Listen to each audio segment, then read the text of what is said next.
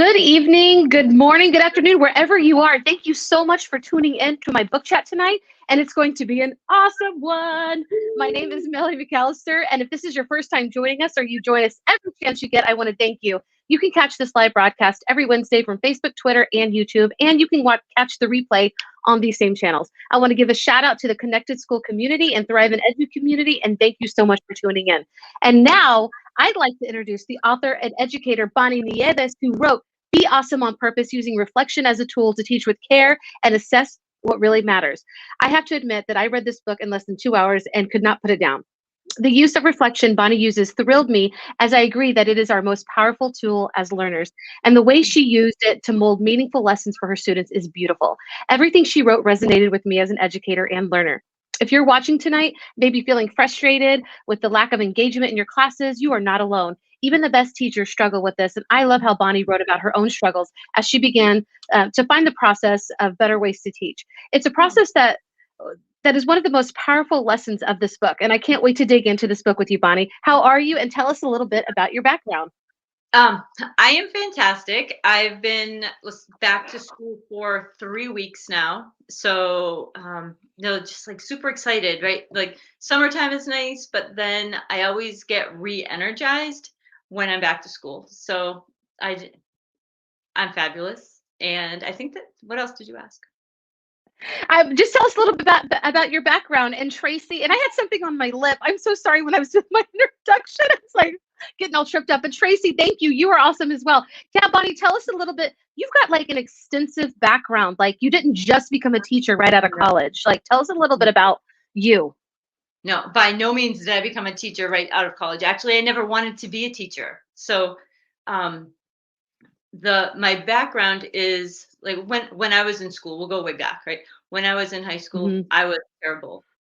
I was disengaged and just misbehaved and worse than any student I've ever had myself. And I left high school, went on to community college and got a degree, worked in a office doing like medical records, things like that. Then my stepfather was diagnosed with cancer, and I thought that's so frustrating. Like I want to find out what's going on here. What's up with that? So I went to school for cancer research, and that was a very long journey because I just had an associate's degree at the time. So I had to take all of those courses, and I worked as just about every position you can think of in a hospital or a nursing home, except for the ones that you needed more than a bachelor's degree for, right? Right, And right. so I considered all sorts of things. I went to physical therapy classes to become a physical therapist, also a nurse. I tried everything out, and nothing clicked with me. So finally, I just went into biology, like in working in a lab. And I thought, I'll figure out what this cancer thing's all about. Let's see what we can do. And cancer research moves really slowly and Mm-hmm. it's very lonely. Mm-hmm. So I couldn't stand being in a little lab by myself all the time. So I went back to my career counselor who said, I've been telling you for a long time you need to be a teacher. And then I looked back at my life and everyone told me I needed to be a teacher. And I thought, Right. and I mean, it's in my book. I said, every time someone said that, I said, I can't be a teacher because I love learning too much. And teachers aren't in the Right. business of helping people learn. Teachers are in the business of teaching. And for me at the time, those were two separate things. Right. Because Right. when I was in That's school, that's pretty powerful. You said that teachers, okay, say that again. yeah, teachers are in the business of teaching, not learning. Right. So, like me as a student, I wanted to learn things. When I was in high school, I wanted to learn everything. I was curious about everything. And teachers would just, well, following a Your curriculum. experience, This is what we need to right. teach, regardless of what you want to learn. Hmm. it's frustrating. And I thought, I don't want to be that. So I Right. became a And teacher. so you said that you had never wanted to be like you would never wanted to be a teacher, but when you talk about it in your book, you actually did want to teach. It was just Mm, the really toxic experiences that you had that left you right. disengaged. And so when we talk about your book, and I usually ask my friends and my authors to like read a little bit later, but I would love for you to read your introduction because your introduction is excellent and it pulls the reader in and it explains why you had like a toxic outlook about teaching because you had a Yeah. toxic outlook on school. And I think it resonates with a lot of us. And so I got rid of my homemade bookmark. Sorry, I forgot what I was. Oh, But can I have you read us the introduction to your yeah, book? yeah, I will.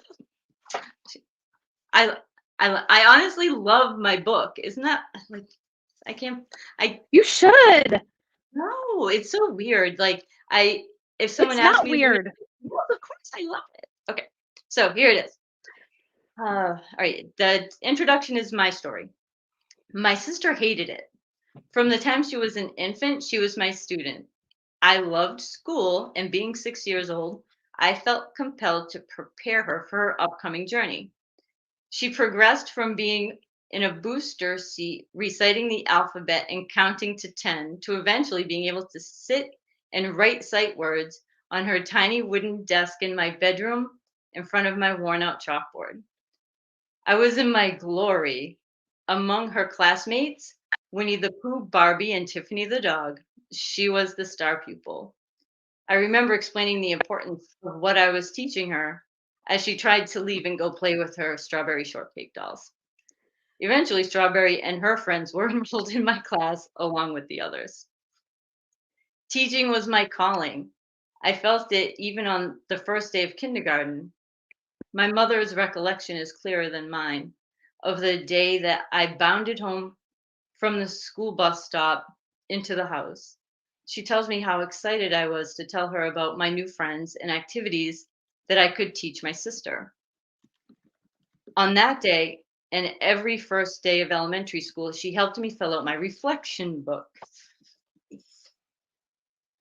I remained steadfast in my plans. I wanted to be a teacher when I grew up. And there's actually an image of the thing that my mother had me fill out. And in kindergarten, Mhm. I wrote my little name and it said, I wanted to be a school teacher. The gender bias does not go unnoticed because I only had a couple of choices. I could be a teacher, mother, nurse, hostess, model, or secretary. Those are your choices. As a girl. What As were a your girl, choices as a boy? fireman, policeman, cowboy, astronaut, soldier, or baseball player. Yes. Yeah. Okay. Okay. But if I were encouraged to be a firefighter or scientist, my answer would not have been any different. I would still have wanted to be a teacher when I was in kindergarten. Although it seems that my path was set out before me, my road to becoming a teacher was anything but straight and narrow. The first curve was in junior high, where it seemed most of my teachers did not value curiosity as much as compliance. My grades plummeted as I became disinterested and disengaged. I was ultimately labeled a troubled student. Eyes rolled when I was introduced to my teachers in freshman year. The D's and F's on my academic record are the landmarks along the path that tells the story of the importance of connecting with a teacher or not. Without the deeper learning experiences that I craved and opportunities to pursue my interests, every day I became further detached from the classroom. Eventually, there were more diversions than times I stayed the course, and my dream of becoming a teacher diminished along with my GPA. While working on my BS in biology, I worked in a variety of jobs from medical assisting to insurance case management. I was always designated the preceptor for new employees. People often ask me why I wasn't taking education classes. You're a natural. This is in your blood, were the things I heard regularly. My response was always the same. I can't be a teacher because I love teaching too much. I love learning too much. In my experience as a learner, teaching and learning did not align. My career in education started as a result of months of prodding by my college career counselor as I prepared to complete my undergraduate degree. She convinced me that my fresh perspective and curiosity were needed in education. I had the honor of working with several veteran teachers over the course of 5 years. The lessons I learned from this experience helped me build the foundation of my career. I saw teachers' various styles and paid attention to their short and long term patterns. With all of their best intentions, a persistent and comfortable cycle seemed to remain consistent and hadn't changed much since my disappointing experience in junior high. Mhm. Teachers schedule tests according to report card date. Teachers give notes, students take notes. Students take quiz. Teacher gives lectures, students take notes. Students take quiz. Review, students take tests. Grades go on report cards, repeat. Notice the ownership there. Teachers give and students take. There was a theme of students being passive recipients while teachers were in control of the tempo and content. The focus was on teaching instead of learning. There was a lack of curiosity, authenticity, and sense making opportunities that I always craved but could not articulate. Wow. Mm. I love that. And, everything that you read could really, really, really make some teachers mad. Mhm. Oh, it does, I know. Like, I mean, seriously, you could get pretty pissed off if you listen to that. But and I know a lot of people that would say, "Hey, that's not how I teach my class." And let's be real. You and I know a lot of amazing educators, like hands Absolutely. down, people doing amazing things. But there's Mhm. still a lot of the kind of education that you just read about, like where teachers they lecture, they give a quiz, take a test, and move on. It's not about their students, it's about the schedule that they have, it's about the curriculum. And so it is, I'm glad that you shared that. And Tracy is like, she's like amening. I know that you guys are good friends. It is infuriating, and it is truth, and it can make you mad, but it's real, it's still rampant. And I like that you were honest about that. And when you said I can't be a teacher because I love learning too much, like if you can't sit on that for a while and think about it, whoo, that just got to me. That just got to me. So you talk about how you wanted to change the system, but it wasn't like automatic because, tell us a little bit how you used reflection, and then we'll talk about the C.A.R.E system that you use.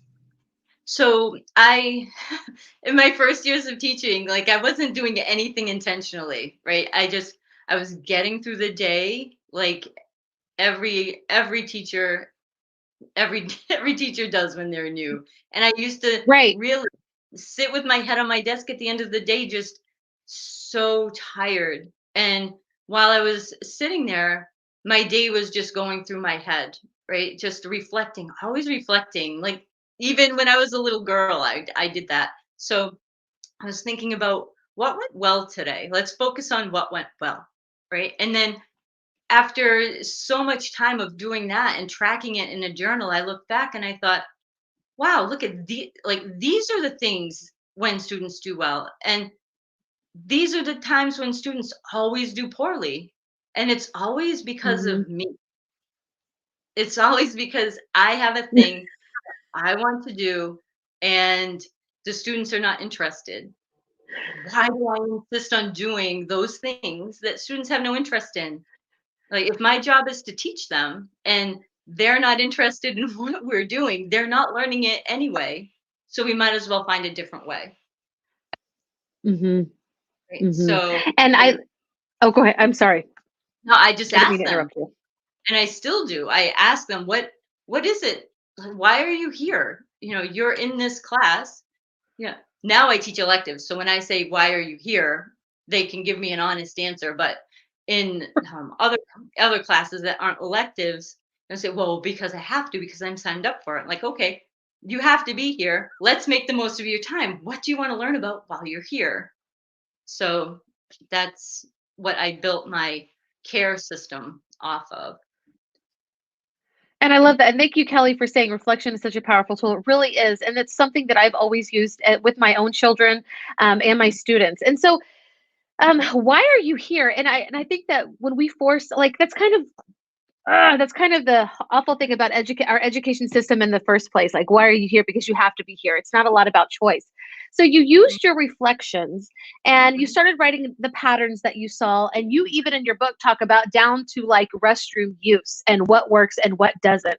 And you're always trying to find ways for students to have autonomy. And I loved it. I it made me think about everything that I've ever done too and what worked and what didn't. And you even were very honest with yourself. Students don't like this. They're not interested in this. Like, I'm boring them. And you started cutting down your direct instruction time. And I thought, wow, like that's pretty intense, especially for a high school teacher. So Yeah. tell us now about this care system that you use. I thought it was pretty darn awesome. Oh my Yeah. gosh, awesome. Did I mean to say that? And let's just see how many times we say the word awesome or on purpose because it comes up in Okay. conversations all the time. I don't know if it always did and I just didn't notice, or if it, it's neither here nor there. Right. So Right. so the care is giving students choices about what and how they learn, making authentic connections, and having some real world activity at the end of the unit or lesson, and then empowering students to share outside of the classroom. I love that. So the C is for choice, the A is for authentic learning experiences, the R is for, say that again. Real world application. Oh, I love that.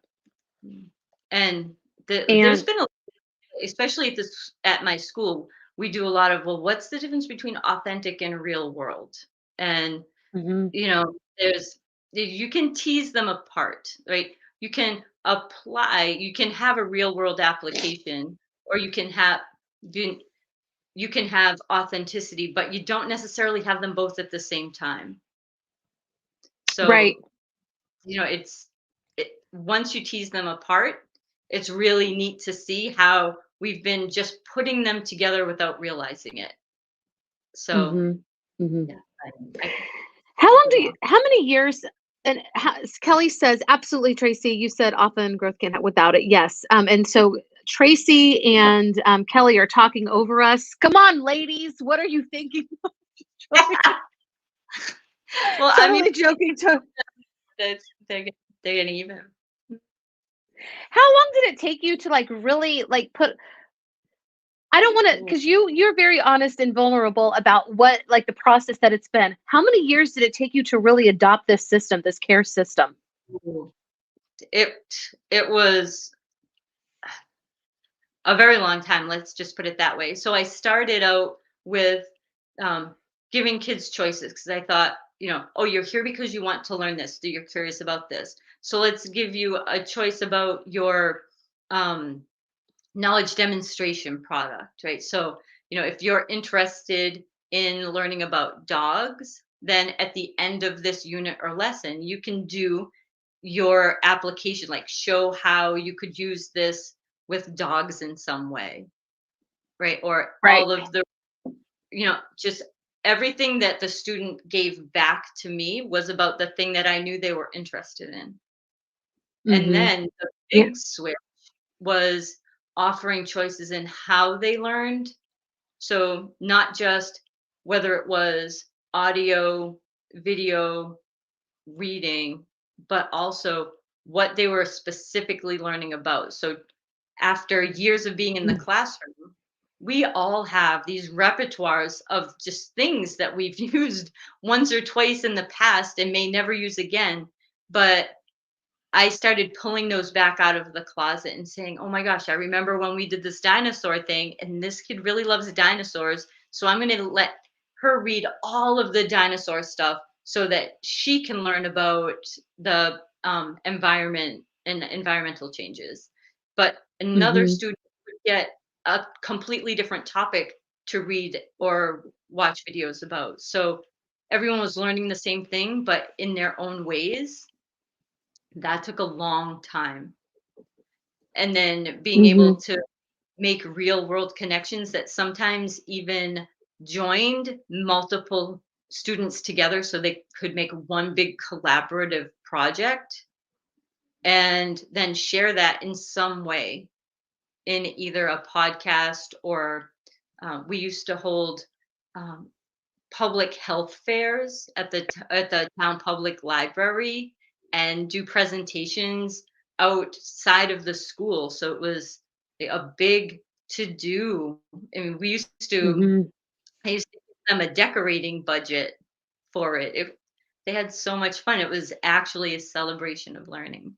So Yeah. that about 6 years to build that up to get to the point that I was at when I um,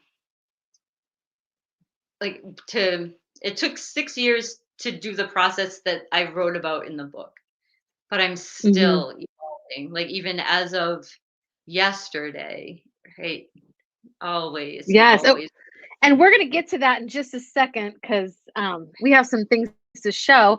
But I really wanted to stay on this point that it takes years. I think about my cousin Kinsey, and she's an amazing, beautiful young woman and so super smart. And she is a new teacher this year. So I think about her. I was thinking about her especially when I read this book because it feels so overwhelming when you're first beginning. There are things that you have no idea that you're going to face until you're right there in front of your students for the first time. And Mhm. like if somebody picked up this book and they're like, oh my gosh, well, this was easy for her, but I have this and this. It's like if this is a year, this takes years. It's like Mhm. doctors are practicing medicine, we're practicing teaching, we're getting better, so are our students getting better, and every year we do something better, and we teach in a better way, and we just evolve as educators. And I think about that too. I'm homeschooling my kids, and I have been for the last 3 years, the last 3 school years, and I think, man, I'm terrible at this, but I'm getting better every year. I'm doing, and this really encouraged me as well, that the process that we're doing and making it, more applicable for them, it just felt really encouraging. Kelly says, Bonnie being able to see and reach all your kiddos where they are and meet their, it is awesome. It is awesome. And you talk about like you've faced maybe some talk with colleagues. They're like, oh, you have so much fun. How do you do all that? You are working, you are walking around your room, you are getting to know your students, you're making observations so that you can make lessons that are meaningful for them. The fact that that a student really likes, dinosaurs is because you're constantly you're working, you're getting to know your students, and that's the relationship part of it. So I love that Uh, you said that, Kelly. yeah, the Yeah. relationships are like the base. If you don't have that, you're not going to be able to accomplish anything as well as you could, right? Everyone can Right. go through emotions, but without the relationships, it makes such a huge difference. And I think Mm-hmm. like even now the most evident example that anyone can see like in our time right now is students that have to wear masks in school, right? Mm-hmm. If there's a student walking around with their mask not worn correctly and someone asks them to put their mask on, they may not do it if they don't have a relationship. But then when you take the Mm. time to build up the relationship, the kid will see you coming and automatically just pull it up out of respect for you, regardless of how they feel about the rules. And Right. I see that all day. I see kids walk Mm-hmm. past other teachers, but then when they come to me, they pull their mask up. And I think that it's like that right there. If someone was watching the cameras, they would automatically know who's doing the relationship building ahead of time. Right. Right. Yeah. Okay, so we've already made some pretty bold statements that might make some teachers mad, and and we're not trying to make you mad. Okay, if you're I know. watching, we're just trying to. It's the truth that we're looking at the system as a whole, and just putting our own lessons learned from this and how we know that it affects students. So let's go ahead and make people even worse. Let's make them mad, even more mad, and talk about your grading practice. Them's fighting I'm words. just joking. I'm teasing. I'm really not trying to make anybody mad. I just know that sometimes we feel defensive when people are doing things that are different than us. Instead of Mhm. like being curious about it and wanting to understand it, we just turn it off. And so I'm just teasing with that. But really, tell us about your grading practices, why you changed them, and then, kind of what you do. Yeah. So the thing that I have always been really passionate about, and it's from my experience as a student, like I learn slower, and I need to figure out how to learn myself. So Hmm. I've always been behind, and there are students that are always going to be behind, but they're always going to be trying their best. Right. So um, I decided to remove due dates, first of all. So due dates are guidelines to help kids stay on track. What? Yes. So, and even just today, they're like, Mrs. Nieves, when is this thing due? It's due when you finish it. But Wow. how many points are you going to take off for being late? None, because you need to do the best you can do without getting frustrated, right? So, but put a pin in that one. We'll come back to that because that was a lesson. Right, right. So, um, my grades went from being um, standards based, and then I had in the school that I was at the time, I had to translate that to a number grade. So I Hmm. would just assign a number to the standard on the proficiency scale, not using, Mm. or at first I was using a standard rubric with 5 columns. And then that just seemed so ridiculous when one day I was sitting thinking, well, is this evidently proficient, or is this like approaching proficiency or something like that? Some little adjective that I thought, why am I spending so much time trying to tease this apart when Right. this is something really quantitative rather than qualitative? So I changed Yeah. all of my rubrics to qualitative, and then I thought, I mean, quantitative, and I thought, I'm not Right. counting all this stuff. This is going to take me forever. Like, just for my own sanity, I need to change this. So I started using single point rubrics. So either you did it or you didn't. And what do you need to do better? Hmm. And after all of that, I just thought that none of this even matters. Like, these numbers are almost arbitrary, right? And it's that Robert Marzano point. Grades are so imprecise that they're almost. Yes. I couldn't agree But then, anymore. thank you. Rochelle says a fantastic book, and they are so ridiculous. But sometimes they're the only thing that students care about. Like they just want that grade. Forget what you're even learning about. They just want that grade.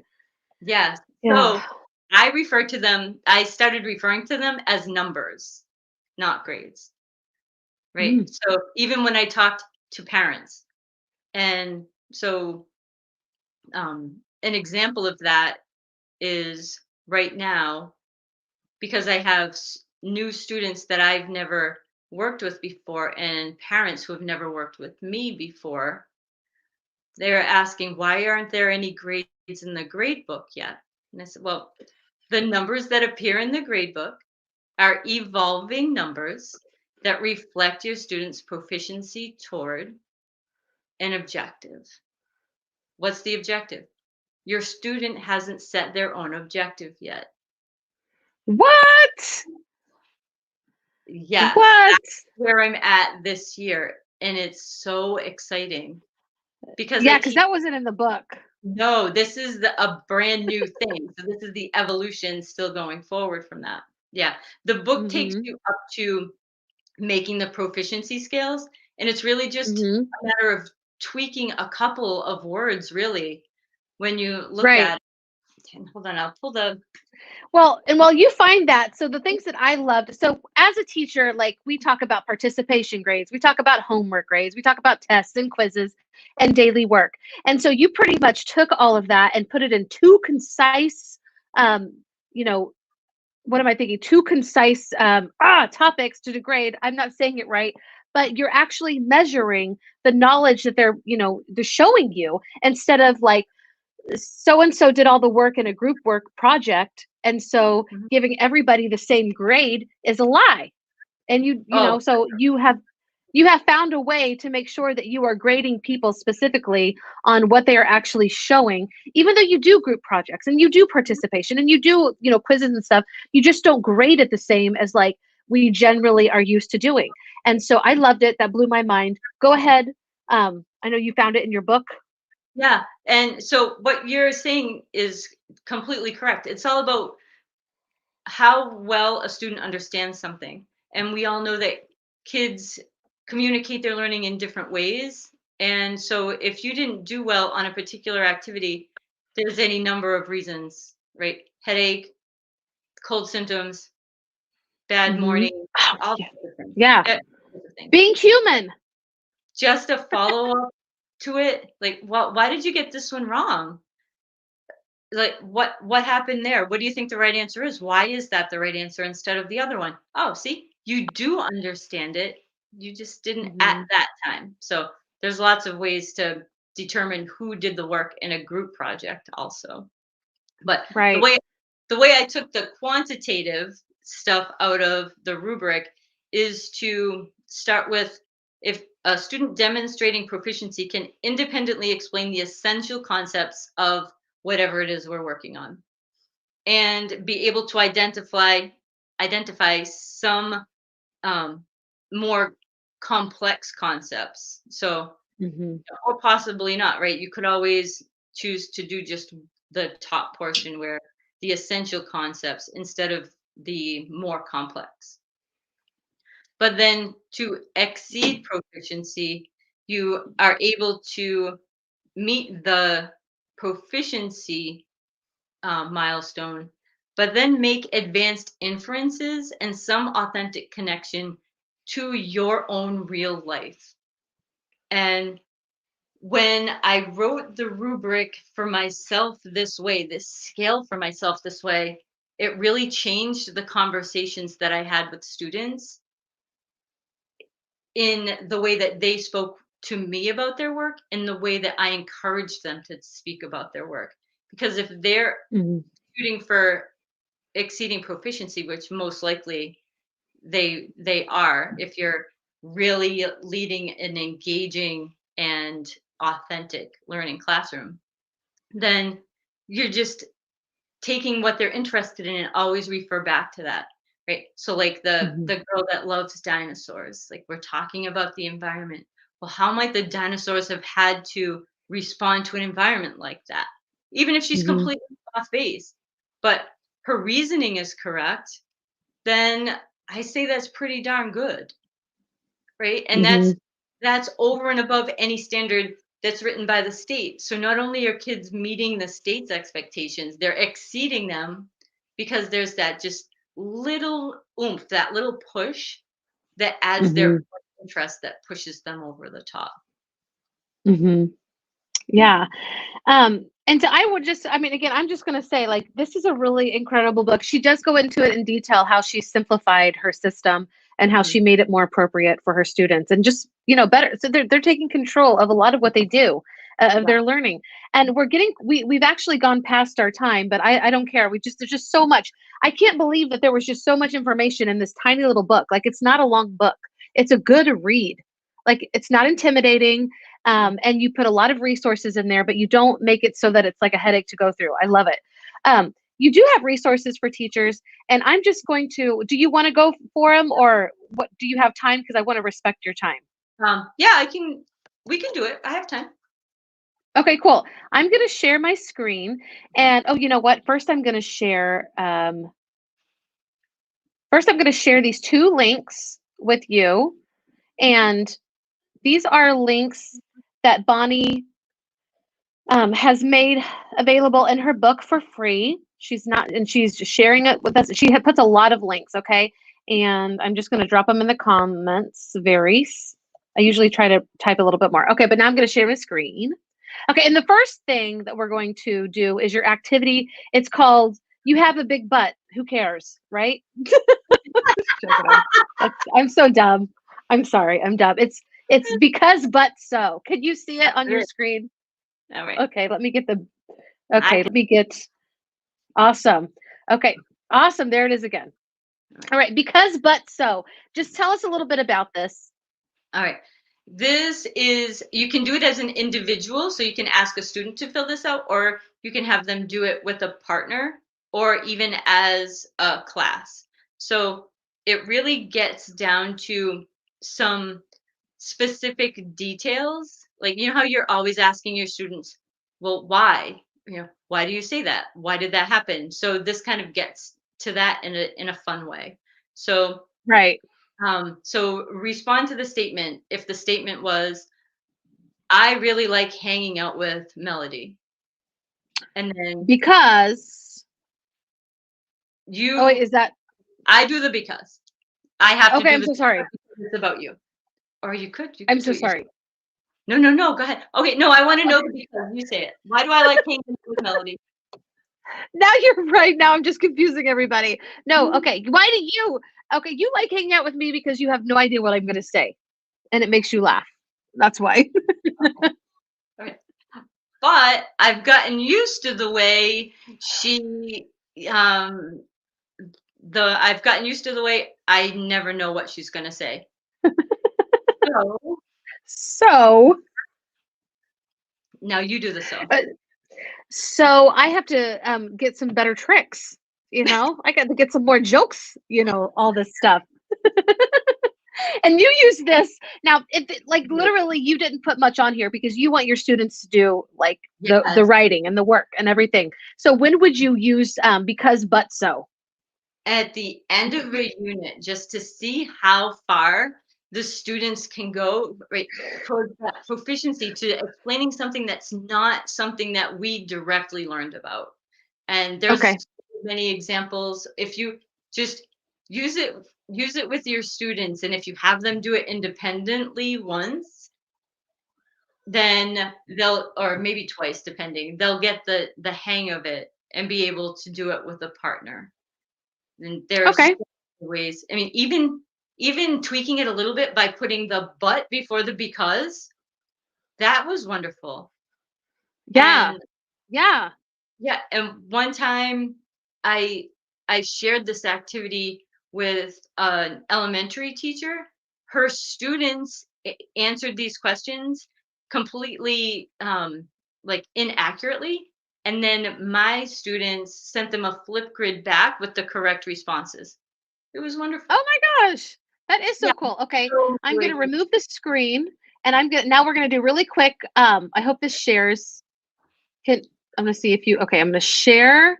Are we still on but because so? I just think that's a good name to call somebody. But because so. Okay, I'm going to so you're such And a the but bit.ly, because so. the bit.ly BBB, because I just did it wrong, and now it's there forever and print say wrong. So sorry, not It's okay. I think it's okay. And really quick, and then we will definitely say goodbye. I don't want to. I just want to share this because it's really cute, and I like how you just made it really simple. Like you don't just being awesome is a simple thing. You don't have to go overboard. So tell us about 3, 2, 1 checkpoint. When do you use it, and how could it be helpful to students? at any point, as just like a dipstick.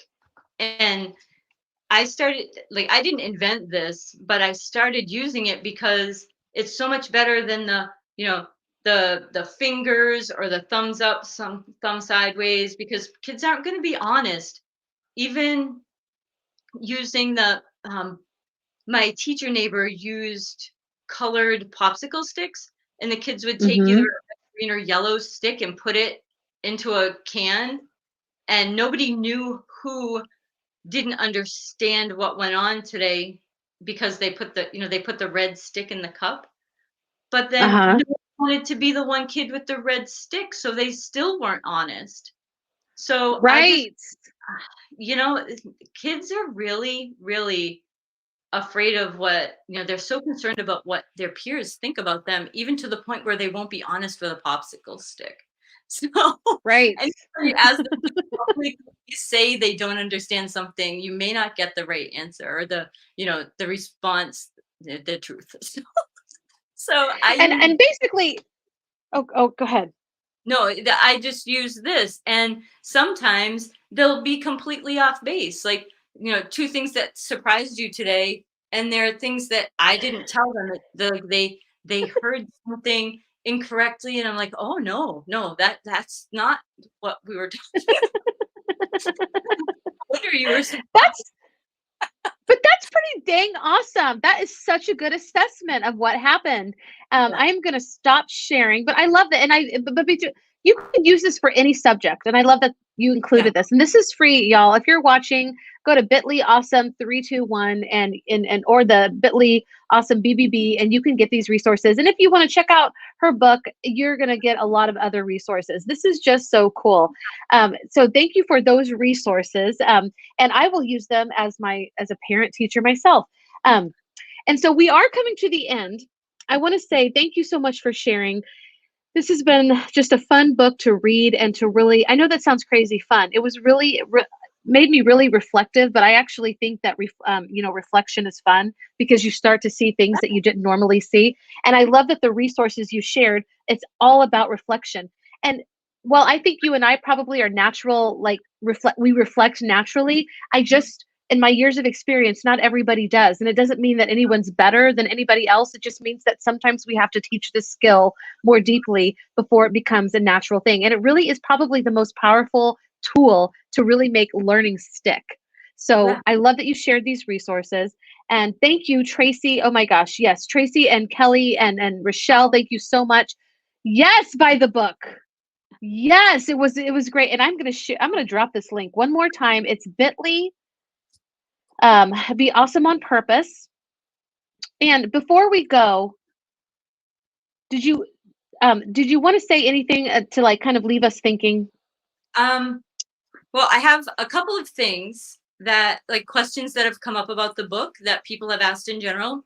And Mm-hmm. one of them is about every chapter has reflection questions and Yes. the leveled reflection questions. So there are the like just questions about your practice, questions about what you can do differently, and then some link to go deeper. Mm-hmm. I collaborated with a trusted group of friends to write these questions to make sure they were really good. Right. I don't take all the credit for that. That I had a lot of help writing what I think are really good questions. And the book is Yes. short. It's 100 or so pages because I wanted it to be a weekend read because teachers don't have time. And Right. yeah, we don't have time. And you can stop at any point and say, all right, you know what? I'm at this point where it's saying design a no stakes formative assessment that provides immediate feedback. It's going to take me a while to do that. Put this aside. And then once you've done that, come back and go on to the next step. It's all about just leveling up a little at a time. You don't have to Mm-hmm. digest the whole thing. It may give you indigestion. So It just won't give you indigestion.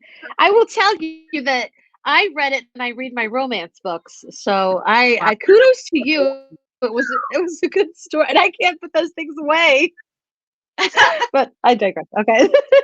I those, love it. I'm so glad. yeah. What did you say? Those used to give me nightmares. Oh, Romance novels. I really? don't know why. Yeah, They maybe don't I was give reading me them. they don't give me nightmares. No, no, no. Okay. Oh my god. Yes. Thank Uh, you so much for joining. mhm. I hope that you guys will run out and get that bit.ly Be Awesome on Purpose. It is a great book.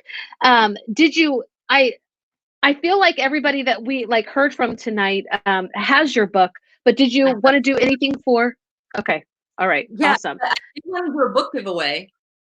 Okay, you So do want to do a book giveaway? we can do, you know what? Because even if people here already have the book, they can give it to someone. So we can do it.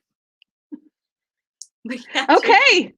Okay. Well, how would you like to do this book giveaway? And if you're watching and you have been just listening and you haven't put a comment up there, we can even do like people that respond to the comments as the replay goes on. So we can do a book giveaway. Because I'm going to post it a few times this week and next week. And so if you're watching and you want a chance to get a signed copy from Bonnie, tell us why. We'll make it super easy. Why do you want this book? How do you think it's going to help you? And we'll give it a good week by my last book chat for the month. I want to give a shout out to Ekua. I'm going to have her next week. She's also an EduMatch author, and I can't wait. She's going to close out. But by next week, so by next Wednesday, tell us why you want to be awesome on purpose and how do you think it'll help you, and we'll pick somebody at random. How's that sound? Or we'll just pick the best. We'll just pick the best one that we like. I like that even better. We are going to pick the best response. So make it good, people.